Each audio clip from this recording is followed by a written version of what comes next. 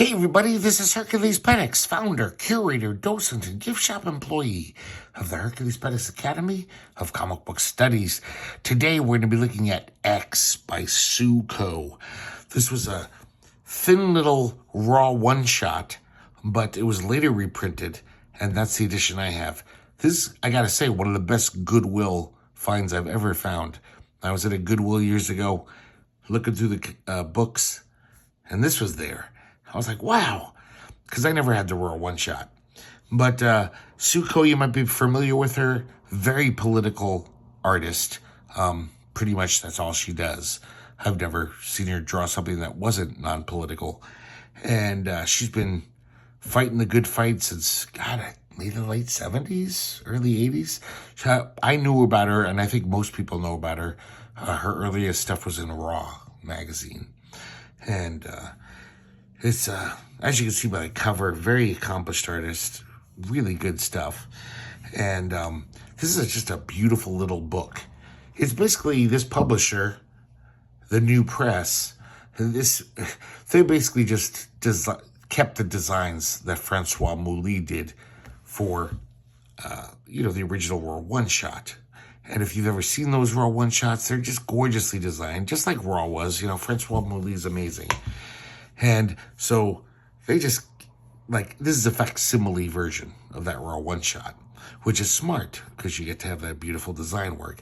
But it's just a beautiful little book, It's very thin, as you saw. And we start off with a quote by Malcom X. And just look at this amazing painting. Unfortunately, some of these paintings, you can see how great this is. It seems way too small to publish it like this. This is obviously a painting that's a huge canvas. Maybe it's not, but it should be. Because look at all the fine detail. This is just gorgeous stuff. But I wish it was bigger. Just great design from Francois Mouly. Another beautiful painting here. Another one that I definitely wish was bigger. Because, this looks really good, but it's so tiny. Oh man, that's a nice painting. So this edition was published in 1992. The original Raw one-shot was 86.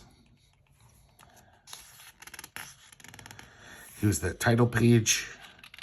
So this woman named Judith Moore, she basically wrote most of the text in this, because there's lots of text. But of course, all this text that kind of accompanies the art is by Sue Coe.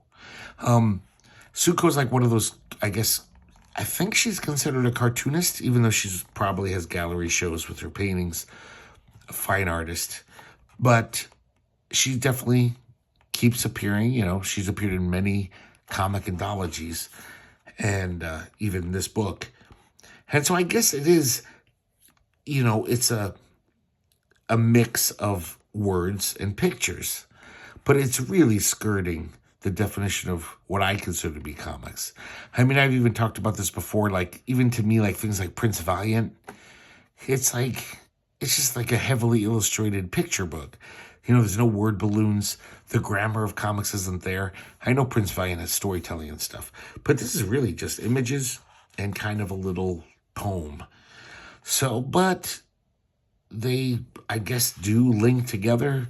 So you could say it has that basic criteria for comics art. But it's kind of close to the bone there. It's still beautiful paintings, though, so I don't care. A lot of this, this book, I consider like a great art book. So we start off with these paintings, these wonderful paintings. And this is what also I find odd about this book. So little of this Sue Coe stuff is about Malcom X at all. It seems like she's describing every kind of societal ill. I totally agree with her about almost everything. These are bad things. And talking about sexism and just every bad thing, capitalism got awry and exploiting the poor. This one's, it says, I'll give you a taste of her, like, kind of poetry here. Be a real man and give your girl a slam so she knows her place. Painted with a pretty face. Put her on the street and have her meet. We see this horrifying image of all these powerful guys, you know, the kind of guys who just exploit women and are protected from any repercussions. This one's amazing. This black and white imagery here, these faces, it's really good stuff. So these first few pages are pretty much just talking about the plight of women. Really nothing to do with Malcom X.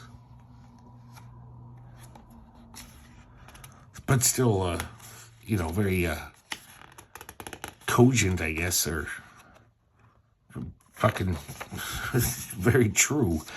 Then she kind of talks about religion for a while and how they exploit everyone using guilt, fear. I like this, how she makes the pontifical hats into shark heads, kind of the shape of a pontiff's hat.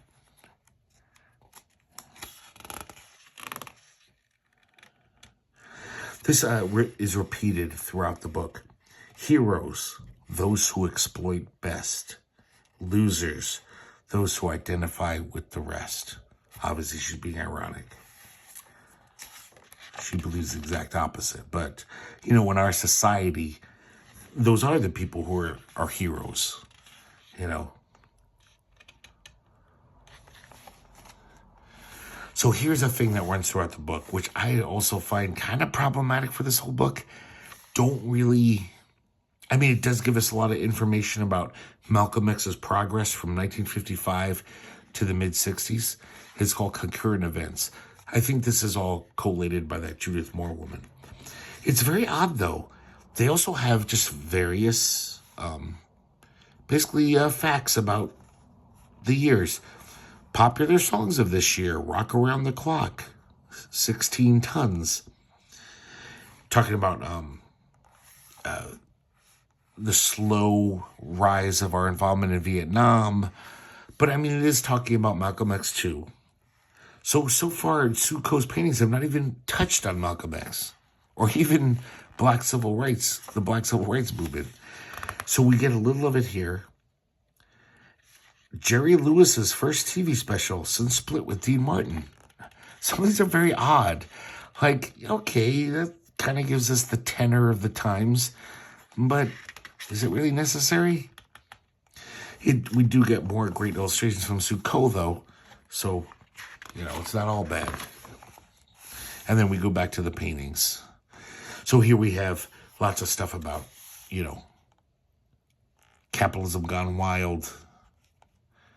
Free enterprise was heaven sent, so land barons could collect more rent. And we see the tenant, and basically the tenant's hung. And we see the landlord. And it's this pretty horrifying monster just preying on a city.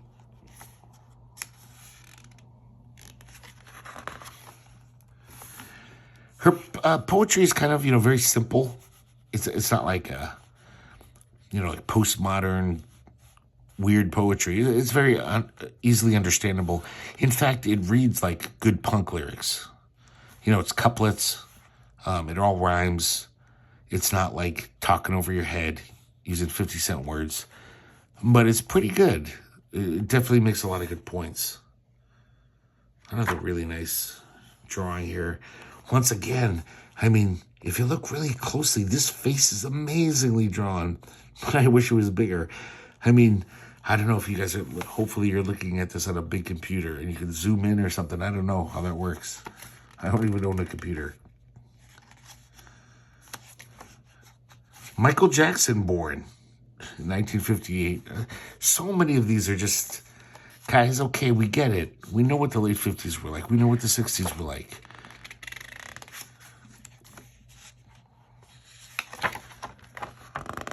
Does this give us the meat? It does give us a lot of important stuff, though. talking about America's healthcare system. So she's hitting on all points, all the societal problems in America. And yet, still has not mentioned Malcom X. I mean, those first paintings on the inside front cover put all of these little poem, picture amalgamations. Not even talking about civil rights.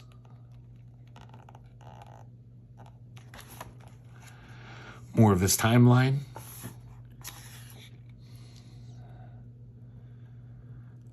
We're still just, bagging on capitalism. I mean, the worst aspects of it. Talking about lotteries, how lotteries are basically a tax for the stupid. Just these poor people. And all that money basically goes to line the pockets of, like, the mayor of the city.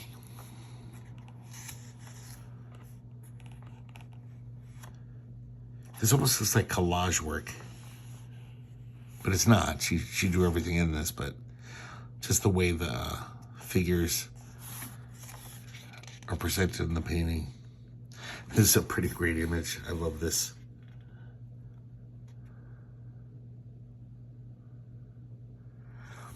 Sharks cruise daily through a sea of meat. When times are good, they merge, or when times are bad, they murder. Talking about, his greedy capitalists on Wall Street.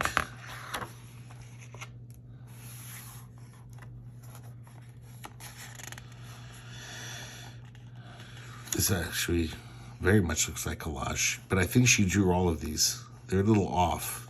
That's not the real Newsweek logo, exactly. More of the timeline, more nice little drawings, though too tiny. I mean, I really love this cute little book, but this should at least be an 8.5 by 11 book. It would be much better, even though I do love the format.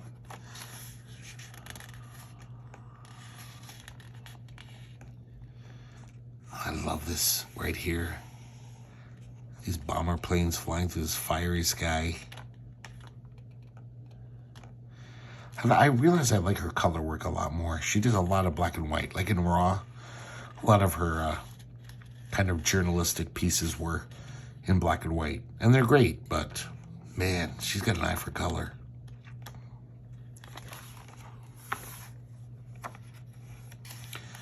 This is amazing to me. So I reread this last night for the first time in a while. And I was just kind of bamboozled. I was like, why is this book called X? Why is this book... Malcom X is on the cover. You think it's going to be all about Malcom X. As you can see, we still have not heard anything. This is all very valid criticisms of our society.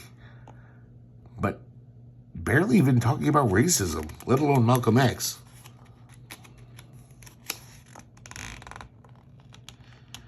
Talking about the CIA and the FBI, all their shenanigans.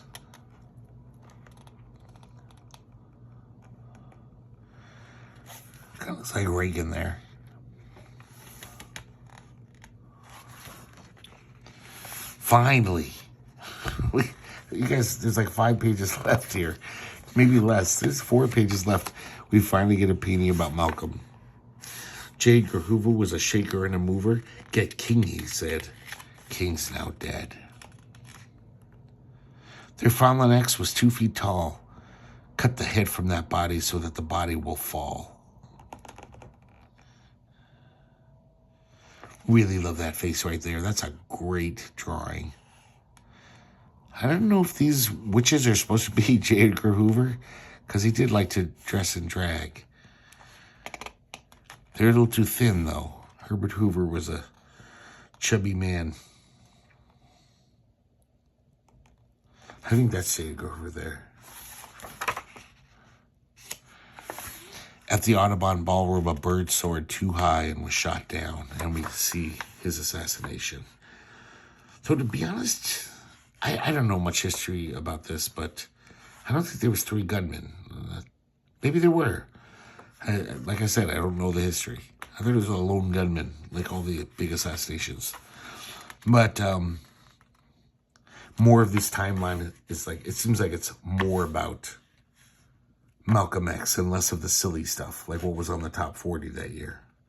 So the second to last one is Venmo introduces Super Bowl. 7 million will be sold by Christmas. It's so weird. Some of the facts in here, very odd. Another drawing that's a little too small for my liking. Even though it's nice to get a little more Sue Coe art. And then we have another quote from Malcolm, kind of mirroring the first inside front cover. Another beautiful painting. This is amazing. Once again, though, I know I sound like a broken record. This should be bigger. It's way too small. I mean, you could tell she did not paint this small. Look at the face, what you can see, the line work on the faces, the detail. This is a much bigger canvas, I'm positive.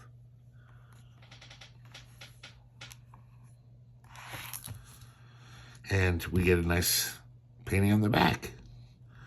One that really has nothing to do with Malcom X, but has something to do with the corrupt society that killed him. We get some quotes, and that's it. Very thin book, but also pretty amazing when you consider in 1986, that was the year that Mouse came out. So obviously this was in production before that. So the whole graphic novel for adults idea, that was not a thing. And, that they put this out, just obviously not like, a comic book. It's, as the back cover says, it's agitprop, full-on political propaganda, and obviously for adults. So kind of when you look at comics history, it's kind of pretty amazing that they put this out in 1986. I don't know. I guess it sold well enough because this publisher picked it up and republished it 6 years later. So, very interesting book. I'm a little annoyed by just the whole lack of focus of it. She brings up a lot of good points. I sympathize with those points. I'm a kind of a pinko. And yet it's just like, this book is called X. And it's on the cover. And you deal with Malcom X so little in this. It's very odd to me. But even if this was total balderdash, just getting these beautiful Sue Coe paintings, even if they're tiny, it's definitely a keeper. There's some nice stuff. But I just wish it was a little more focused. I really didn't need those timelines. Maybe 1 or 2 pages of background about Malcom X. That's all that was needed. So it seems like Sue Coe had a bunch of paintings and they kind of padded it out with that stuff. I kind of get that sense that, the book would only be 12 pages if it was just the paintings. So they had to add that timeline. Okay, I've rambled on enough. But X by Sue Coe. Hope you guys enjoyed watching this. I guess it's not that enjoyable, quote unquote. It's kind of bleak and depressing because it's focusing on a lot of the darker parts of our history. But nonetheless, they happened. So it's good to read about and good to know, but it's not fun. So thanks for watching, guys, and I hope to see you next time here at the herculespetix Academy of Comic Book Studies.